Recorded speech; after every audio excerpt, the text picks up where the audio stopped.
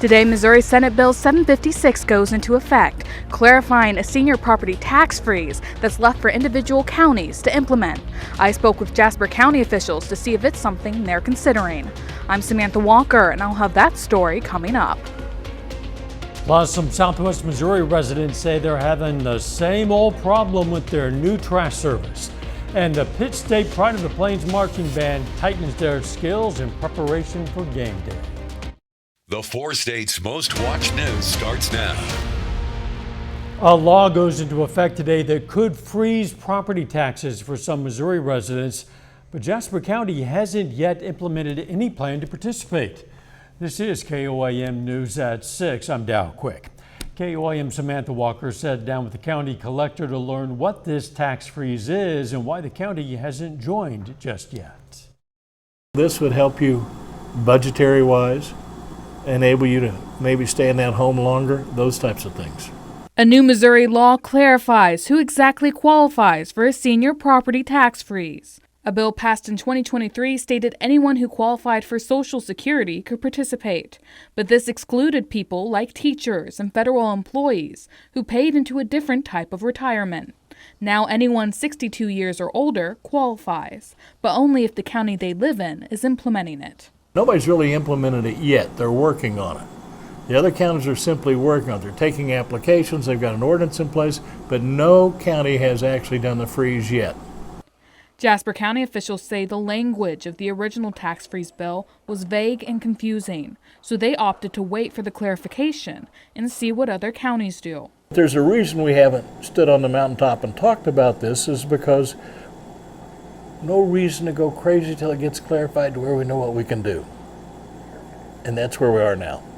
He says although it's not something county officials have announced that they're officially working on, it's something several people in this courthouse have been talking about. We'll take a hard look at it. I don't think anybody in this courthouse is opposed to the tax credit for seniors. I'm certainly not. But you've got to work your way through it and do certain things that maintain the standards of integrity that the taxpayers would demand. Reporting in Jasper County, Samantha Walker, KOAM News. Several Jasper County residents have expressed a desire for the county to implement the program, with some signing a petition. The county collector warns that even if the county does decide to implement the tax freeze, it'll take some time to get set up and for people to see any results. Boy, another hot one out there. Let's check in with Chief Meteorologist Doug Heddy. Yeah, again, high temps into the upper 90s during the afternoon. Now, some of us, we backed off because we have some isolated storms. So down to 86 in Joplin, but still 93 is where we stand in Pittsburgh. But you can see a little bit cooler southwestern Missouri than everybody else, hanging out near 90. And still our heat index, kind of 95 upwards to 100 degrees. Now, temperatures, they're going to stay hot tomorrow. So let's look at Thursday. We're still going to be into the mid 90s, but notice this color right here. This is a cold front that is going to shift in. So that means temperatures drop off quite a bit by the time we head into Friday afternoon. Also, our rain chances are going to go up. We've had some isolated thunderstorms out there this evening. You can see one cluster really from Joplin down toward Neosho, very hit and miss. And these are going to be out there until we lose the heating of the day. Then we'll slide back and drop into the 70s. We're going to talk about those rain chances and cooler temperatures here in a bit. See you soon. More people in some southwest Missouri towns watch the trash build up in their neighborhoods. Some customers of the Cards trash service say their garbage bins go weeks at a time before being emptied. One man in Conway says the problem started after Cards changed their billing practice. We actually had no problem for a little bit, and then when they went to quarterly billing, things really started going downhill real fast. I just wanted them to pick up the trash that they haven't picked up for the money that we paid for. Cards and their corporate office were contacted for a statement, but neither have responded. The next garbage day for Conway is Thursday. We're going to have more on this story for you tonight on KOAM News at 10. Eating local is not only healthy for you, but it also supports local farmers.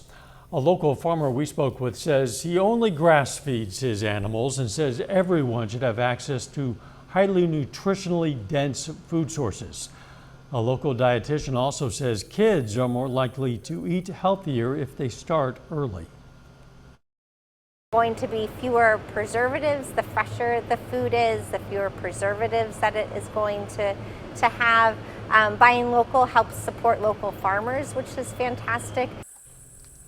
We're going to have more on this story for you tonight on KOAM News at 10 as well. Pitt State Pride of the Plains Marching Band wrapped up one of their final practices before they helped paint the town red. Band director Joby Wilson, with the help of his drum majors and sectional leaders, has had just 3 weeks to transform a diverse group of students into a single unit that aims to continue a proud tradition. Exactly. We've got about 150 students here, and about 35 of them, 35 to 40 are new this year, are freshmen this year. And so the way we do it is we have a 1-week band camp the week before school starts. And we're working pretty much 8 to 6 each day. So there's a lot of work that goes into, learning all the music that we have to play for the shows, both for the halftime show, the pregame show, all the music in the stands. You can check out the Pitt State Pride of the Plains Marching Band this Friday at the Paint the Town Red Parade. And again, of course, at the big game against Ferris State. That's going to be on Saturday. And speaking of Paint the Town Red, the KOAM Roadshow is heading to Pittsburgh's downtown block party. KOAM's own Tanya Bach and Lindsay Gaffney will be live from downtown Pittsburgh during our 5 and 6 o'clock news to help celebrate homecoming and to help paint the town red. The Gorillas get their first practices in before volleyball season starts. John Dales has a preview of Pitt State's chances coming up later in sports.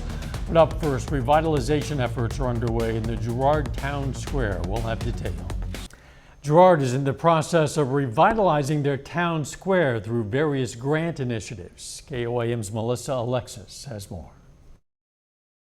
The Girard community is putting its best foot forward to revitalize the town square. If you don't start, then you just never, are able to get that ball rolling. Kathy Cooper was raised in Girard and believes the vacant areas at the square should be filled with businesses or activities for the community. That's why she's building a general store on the town square. Nostalgic atmosphere and bottles with the cap that you have to take off, just old-fashioned things like that. Jenny Collins, the president of Main Street, says they offered a program where businesses could apply for grants to improve the exterior of their business. Just like in your house, you walk past things day after day after day, and you don't realize the condition of your house needs fresh paint or needs an update or whatever. That's kind of how we finally came to see our square. They hope to make changes like bringing a stage for concerts, a park, and murals.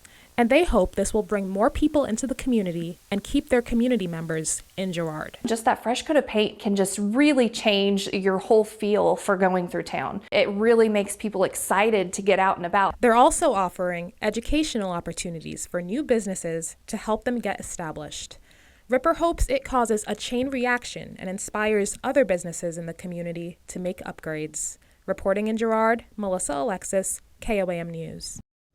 Through Network Kansas, the Girard Chamber of Commerce is offering a Pitch Your Porch program where businesses can apply for grants to make upgrades to the front of their businesses. Construction is progressing on the new Frontenac, Kansas Public Library.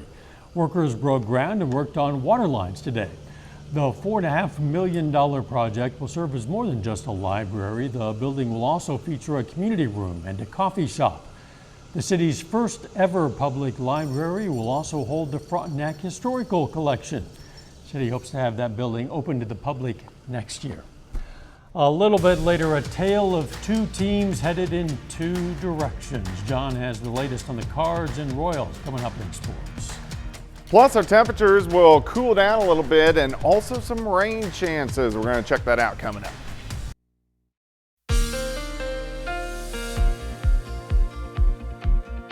Well, of course, another hot one for us today. Temperatures once again back into the upper 90s during the afternoon, but we have had some hit and miss isolated thunderstorms as we've worked through the evening hours. But you can see those cumulus clouds. Nice shot of our Cornell Arts and Entertainment Complex, of course, at downtown Joplin. So where we have seen the thunderstorms, temps have dropped into the 80s. Everybody else still sitting 90 to about 95 degrees. And we still have a lot of areas where the heat index 95 to about 100 degrees. Through the evening, isolated storms fizzle apart, clear skies, back into lower 70s for overnight lows. But look at these kind of popcorn storms popping up as we have gone through the past couple hours. None of these are too strong, but getting at least some downpours out of these. So you can see one guy on the south side of Joplin, then up toward Carthage, a couple little guys just north of Girard and Pittsburgh. A little bigger complex once you get out towards Sedan, just north of Independence, Fredonia, Neodesha, just to the south of Yates Center. So these are going to be hit and miss over the next few hours. And then once we lose that heating of the day, these will fall apart and pretty much dry for the rest of the night. Of course, temperatures are still going to be hot tomorrow, but then we're going to start to cool down a bit as we head into the weekend with a cold front. Also, we're going to get some chances for showers and thunderstorms. So let's jump into it. Mid-70s, another warm start for you on Thursday. Lower 90s. Once we get into the afternoon, a few popcorn little storms. High temps, once again, back into the mid to upper 90s. 73 to start, 91 by noon. High temp right around 96 degrees. And we are going to have those hit and miss storms. And again, our heat index tomorrow, 95 upwards to 100 degrees. But thankfully, with a cold front that is going to roll in, we are going to see our heat indices dropping and also our temperatures dropping as we head toward the holiday weekend. Let's move into early Friday morning. Scattered thunderstorms along the I-35 corridor. They are going to push in but kind of fall apart.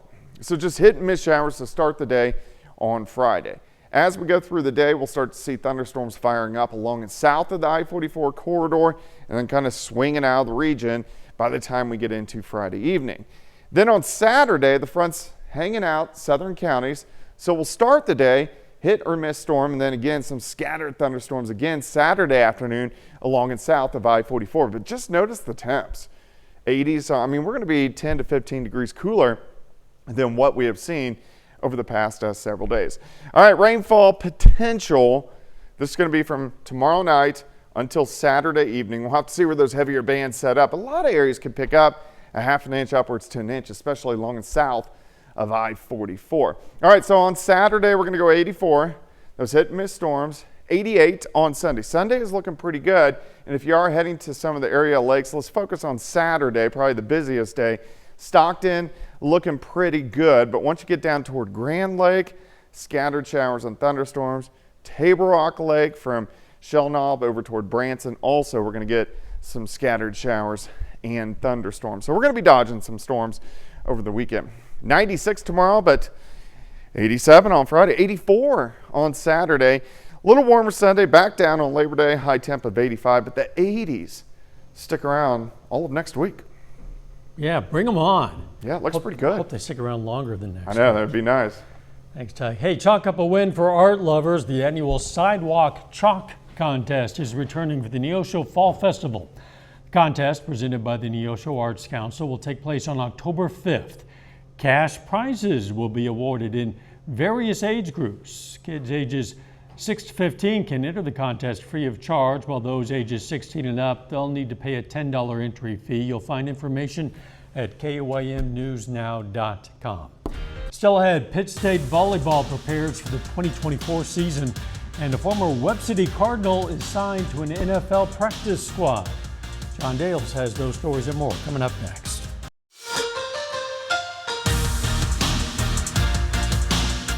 College volleyball season is right around the corner. Pittsburgh State begins its 2024 campaign at home with the Gorilla Classic tournament. That's 4 games in 2 days, beginning with the season opener against Arkansas Tech next Friday, September 6th. Well, Pittsburgh State volleyball just wrapped up its Wednesday afternoon practice right before we come on the air. The Gorillas are led by 9th-year head coach Jen Gomez. And PSU is coming off a 10-19 season in 2023, which included a 5-15 record in MIAA play. You can hear from the Gorillas later tonight at 9 on Fox 14, then at 10 on KOAM. Over to the NFL, we mentioned yesterday how Webb City High School alum Zach Davidson was part of the final roster cut for the Buffalo Bills. This afternoon, the Bills sign him to their practice squad. Davidson is the only tight end on Buffalo's practice squad, and they have 3 on their active roster. Well, the Chiefs have had a busy day as well. After narrowing down their active roster to 53 players yesterday, the 2-time defending Super Bowl champions have made several personnel moves this morning and this afternoon. Kansas City is filling out its practice squad. Here's a look at just a few of the 16 players on there right now. Quarterback Bailey Zappi comes over from the Patriots. Wide receivers Justin Ross and Nico Remigio back after getting cut yesterday from the active roster. And Kansas City signs running back Samaje Perine to its active roster as well. Over to Major League Baseball, the last couple of days have been very kind to the Royals. They've won 3 in a row over the Guardians, which brings them into a tie for first place atop the AL Central, entering the series finale this afternoon. Royals trying to sweep the Guardians. They get off to a great start. Top of the first, Michael Massey hits his 11th home run of the year. Kansas City up 1-0. Just 2 batters later, Vinny Pasquantino makes it 2-0 with his solo shot to right field. And Kansas City's bats would stay hot. We go to the third. It's 2-1 now. This is Bobby Witt Jr. He crushes that pitch to deep left field. That's gone. Royals up 3-1. We go ahead to the 7th. It's 5-4 Royals until Will Brennan lines this pitch up the middle and through just over the outstretched glove of Bobby Witt Jr. That ties the game.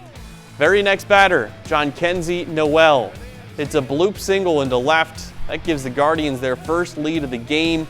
Cleveland scores 4 in the 7th and goes on to win 7-5. Royals fall a game back of the Guardians for first place in the AL Central. The National League, Cardinals at home tonight against the Padres. Second half of the season has been brutal for St. Louis.